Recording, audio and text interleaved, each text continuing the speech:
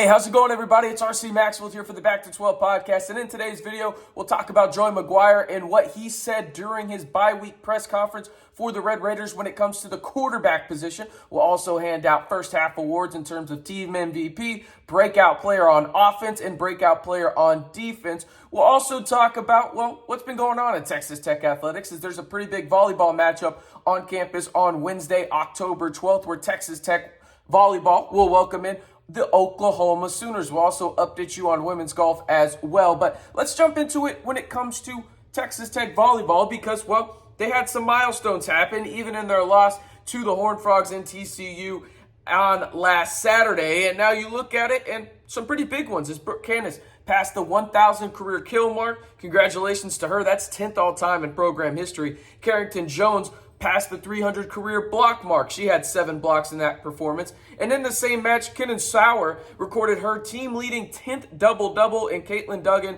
also posted a season high, with 9 kills in this one. Then senior Reagan Cooper also picked up a double-digit kill performance with 14 against the Horned Frogs as well. So really good stuff there. Texas Tech volleyball obviously headed in the right direction in this one. They obviously sit at, a pretty solid record right now, do the Red Raiders in this one at 13-4, 2-2 in Big 12 play, looking to get above 500 with this one. Now, you move on to women's golf, and they finished 5th in the Illini Invitational. The freshman, actually, Shannon Tan, finished 10 under in this one and finished 5th at the University of Illinois at the Marina Country Club up there in Illinois. So congratulations to them. Good stuff. And they weren't done there. They also had some really good finishes from Sierra Horder and Anna Dong as well. And then you had Lauren Zaratsky as well finish high in the Invitational up there in Illinois as well. So shout out to them. But Shannon Tan was the one that led the way as she was powered by a 7th place overall finish individually.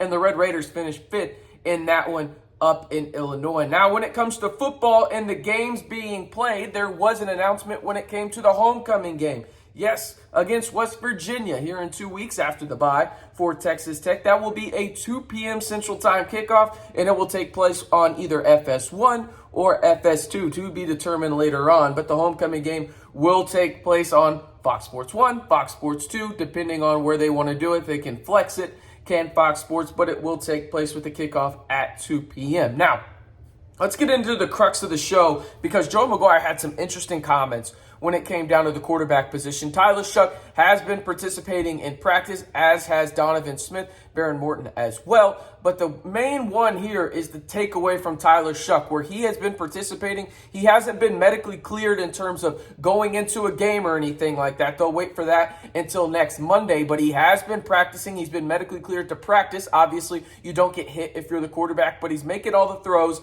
and everything like that. Joey McGuire went on to say during his press conference that it is going to be a difficult decision on who starts moving forward, but he also mentioned that he thinks Tyler Shough realistically will be back and ready to be available for the Baylor game. So after the West Virginia game is what he thinks. Now, the interesting part of this is obviously he's not going to name a starter. I think that's a competitive advantage. We can all get behind that, right? But what direction does he go is kind of interesting to me. There's a lot of avenues you could go here. Let's say Texas Tech does win against West Virginia. It's either Donovan Smith or Behren Morton. Doesn't matter either way, right? You have an interesting kind of dilemma almost in a way if you are Joey McGuire when it comes down to who do you start moving forward. Is it the guy that won the job out of camp in Tyler Shough? Is it the guy in Donovan Smith that's looked really good at times but also has had those really deep valleys? Or is it Behren Morton, who is probably your future at the quarterback position and absolutely balled out before getting his ankle rolled? And that's exactly what Joey McGuire said in terms of it is a rolled ankle. He should be fine. Who do you go with in this situation? Because you think about it, you're a 4-3 team, and really any game on your schedule moving forward in the Big 12 is winnable. TCU is probably your hardest opponent moving forward now, just because it's on the road and how they've looked so far, right? So where do you go at the quarterback position? I'll ask you guys that and let me know in the comments. Here on, all three are healthy. Who are you starting at quarterback? Who is QB1 for Texas Tech moving forward? If all of them are healthy, Tyler Shough, Donovan Smith, or Behren Morton, let me know in the comments. And now, I wanted to do something fun because during the bye week, it gets kind of, there's a lull, right? It's that lull where there's not a lot of information coming out of the program, and rightfully so. Everybody's trying to get healthy and, just have a low-key week, rest up, get ready for the rest of the season, right?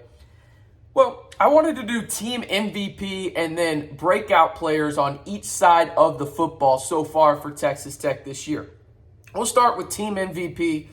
Let's be real. I think everybody knows who this is. It's Tyree Wilson. It's the future NFL first-round draft pick. He has 5.5 sacks. He's an absolute menace. And I think really the reason he is the team MVP, just look beyond the stats for him individually. Just look at the impact he has on this defense for Texas Tech. He makes everybody around him better. He makes the secondary better. He makes the linebackers look better. He makes the guys on the D-line, whether that's Bellotti, Bradford, Hutchings, whoever it is, look better because of what he does in terms of attention from a defense, whether that's a double team. I've seen him get triple teamed a couple times this year, right?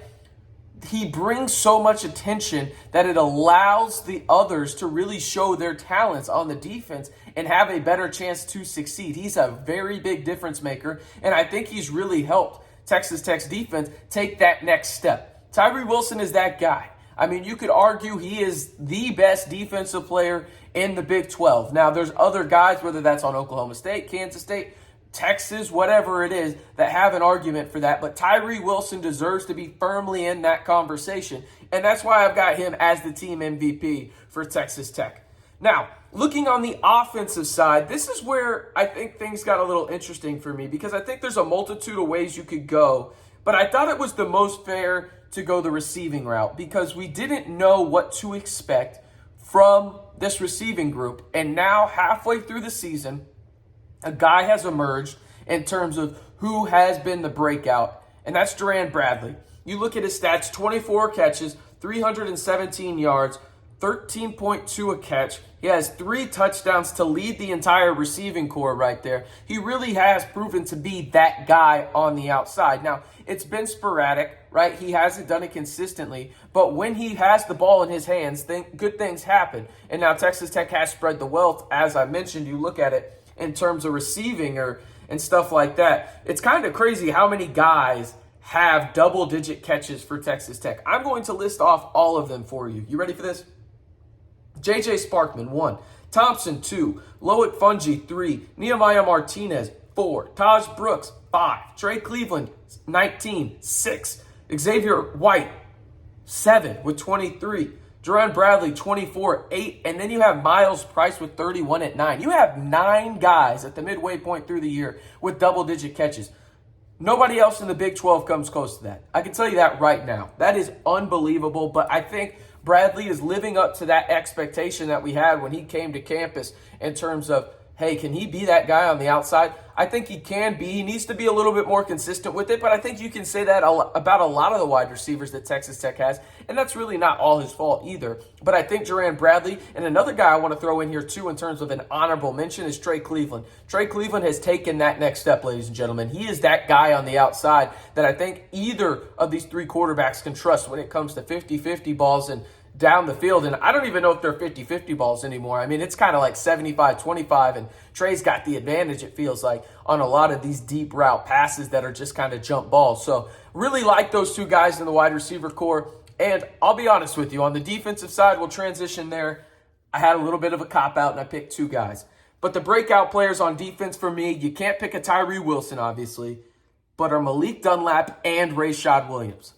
What they have done this year for Texas Tech in the secondary has been really just kind of unbelievable.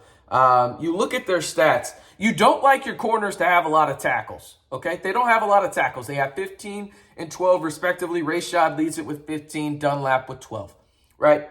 But they have 7 pass breakups, and these guys have just really taken on that lead dog mentality in terms of being those cover corners Texas Tech desperately needs. So you think about where they came from in terms of transferring in, one from UCLA, one from NC State, Malik Dunlap from NC State, Rashad obviously from the West Coast and UCLA. They've done a tremendous job of developing and fighting through injuries as well, specifically Malik. He's been fighting through a shoulder injury, but he's played fantastic when he's been on the field, and so has Rashad. Rashad had a drive or two against Oklahoma State where they were targeting him, and nothing came of it. I mean, he has absolutely been awesome on the outside, and let's be real. A cornerback is going to give up big plays sometimes. It's going to happen, right? It's the nature of the position. But if you are consistently being good and really putting yourself in a position to succeed on the outside, which both of them have done, you're one of the top corners in the Big 12. And that's a dynamic duo on the outside for Texas Tech. And the defensive line has obviously helped them a little bit, but you have to give credit to those guys. They have really, really helped the secondary take a next step as well and help guys like Reggie Pearson play a more pivotal role in terms of laying the wood going into the run game, being that center fielder. They've allowed that to happen, those two guys have. So really cool to see. Let me know, though, in the comments, who is your Texas Tech MVP through the first half? Who is your breakout player on offense? And then who is your breakout player on defense? Appreciate y'all tuning in. You know what to do. Subscribe to the channel if you haven't already for daily Texas Tech videos. I'm RC Maxfield. I'll be back tomorrow. Excuse me. I am fumbling this outro, but here we go. We'll be back tomorrow. As always, you know what to do. Stay safe and wreck 'em.